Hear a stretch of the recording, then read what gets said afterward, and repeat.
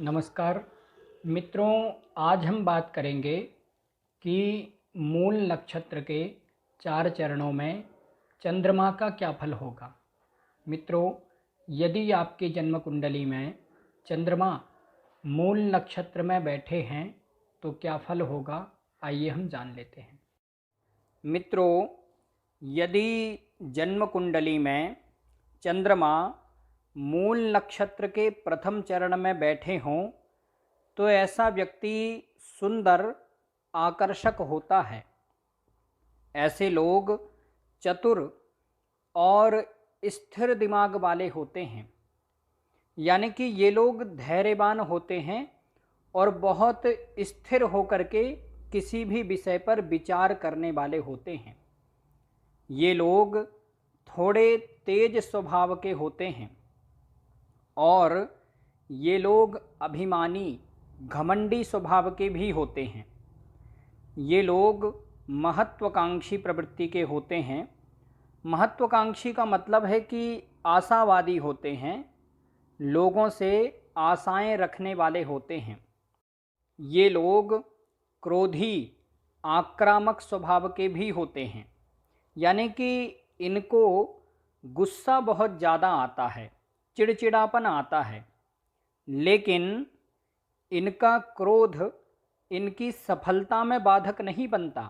यानी कि कहीं पर इनका कुछ काम बनने जा रहा हो तो फिर वहाँ पर ये लोग क्रोध नहीं करते।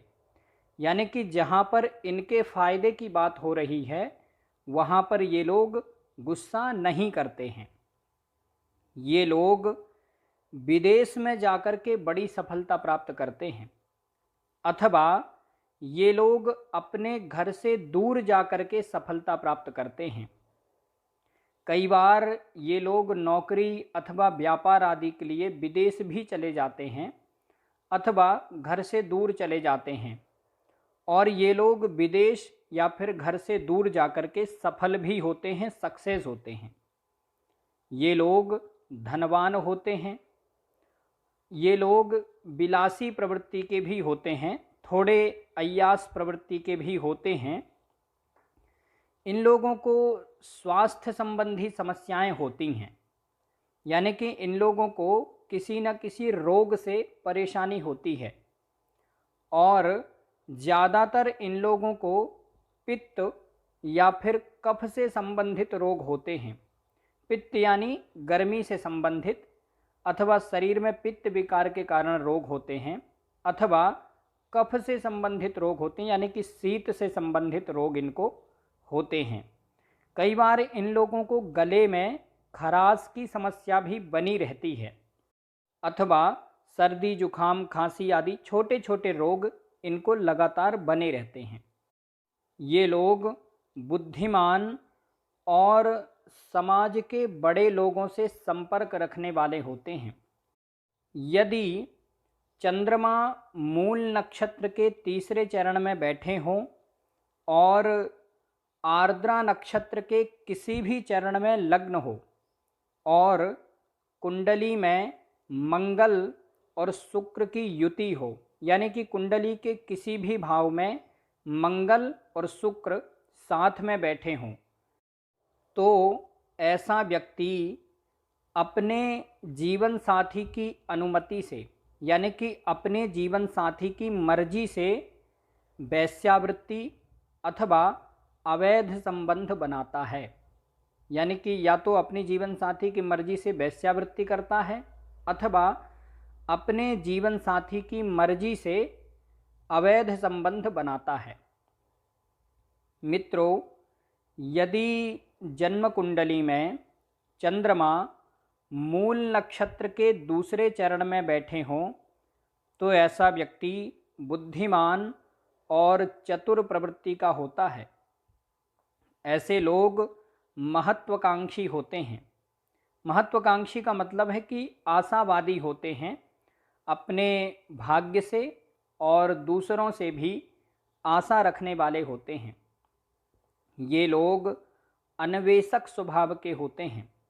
अन्वेषक का मतलब है कि किसी भी चीज़ का अन्वेषण करने वाले, किसी भी चीज़ की कमियां और खूबियाँ बहुत गहराई से देखने वाले होते हैं। ये लोग मानसिक रूप से थोड़े परेशान रहते हैं। ये लोग अपने आप को उलझा हुआ और परिस्थितियों में बंधा हुआ महसूस करते हैं।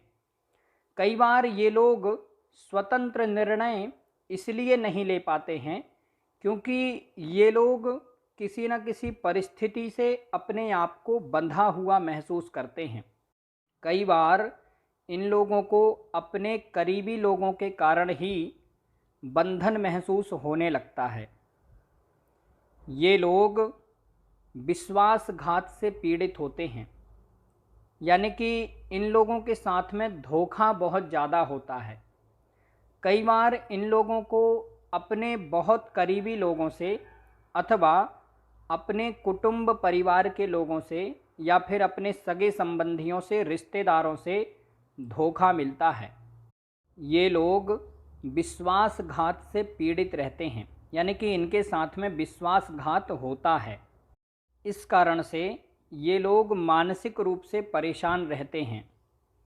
इन लोगों को अपने भाग्य का साथ भी ज़्यादा नहीं मिलता है, यानी कि किस्मत के भरोसे इनके काम नहीं बनते हैं। इन लोगों को किसी भी काम के लिए मेहनत करनी पड़ती है और परिश्रम से ही इनके काम बनते हैं। कई बार ये लोग अपने कार्यक्षेत्र में बेईमानी भी करते हैं या फिर अपने काम में बेईमानी करते हैं, यानी कि ज़्यादा मेहनत नहीं करते, काम में बेईमानी करते हैं। लेकिन ये लोग वाक्पटु होते हैं, यानी कि बोलने में माहिर होते हैं।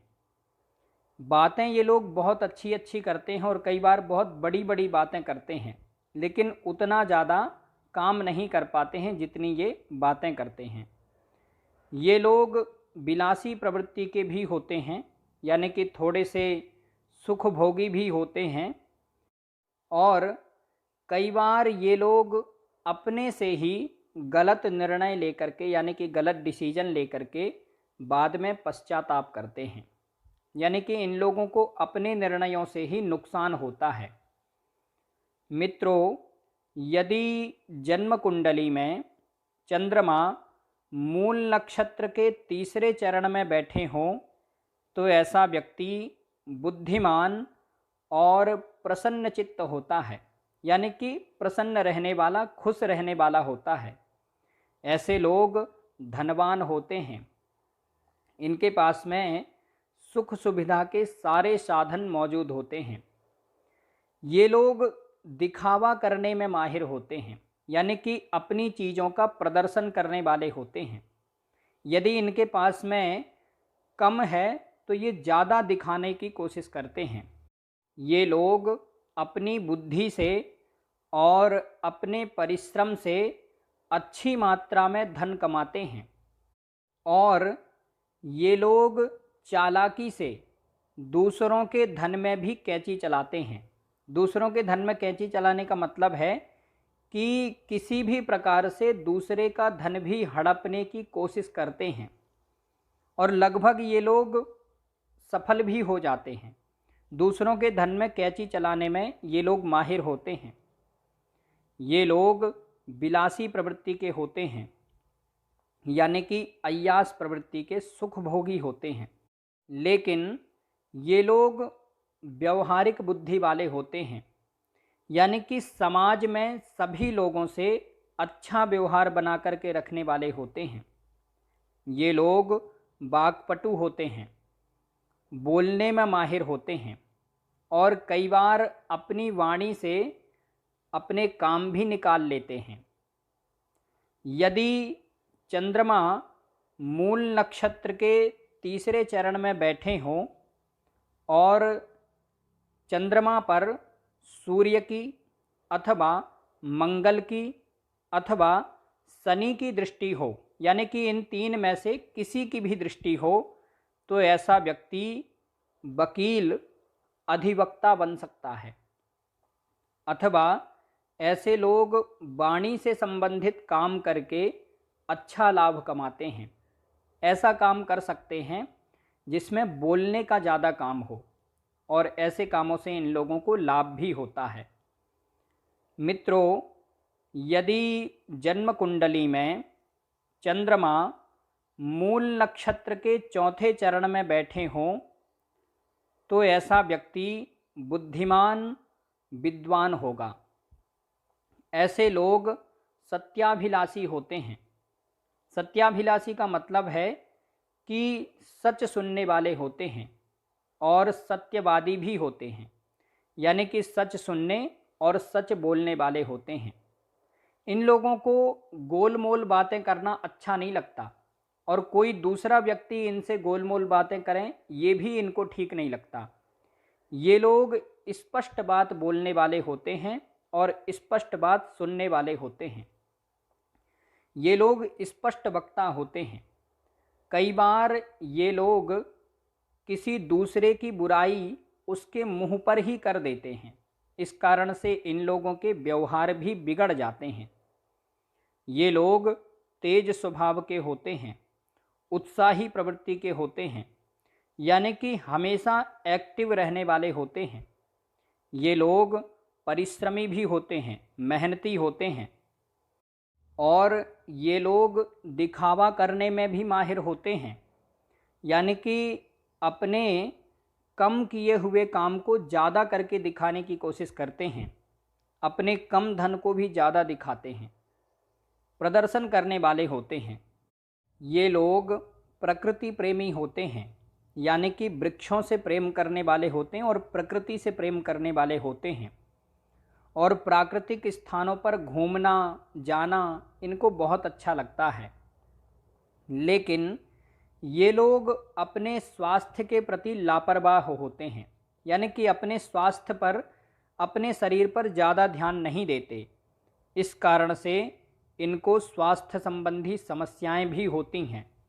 किसी न किसी रोग से ये परेशान रहते हैं और इन लोगों के साथ में कोई ना कोई दुर्घटना भी हो सकती है, कोई ना कोई एक्सीडेंट वगैरह भी हो सकता है। ये लोग दुर्घटना के शिकार हो सकते हैं। ये लोग आशावादी प्रवृत्ति के होते हैं, महत्वाकांक्षी होते हैं और बहुत सोच विचार करने वाले होते हैं। कई बार ये लोग ख्याली पुलाव भी पकाते रहते हैं।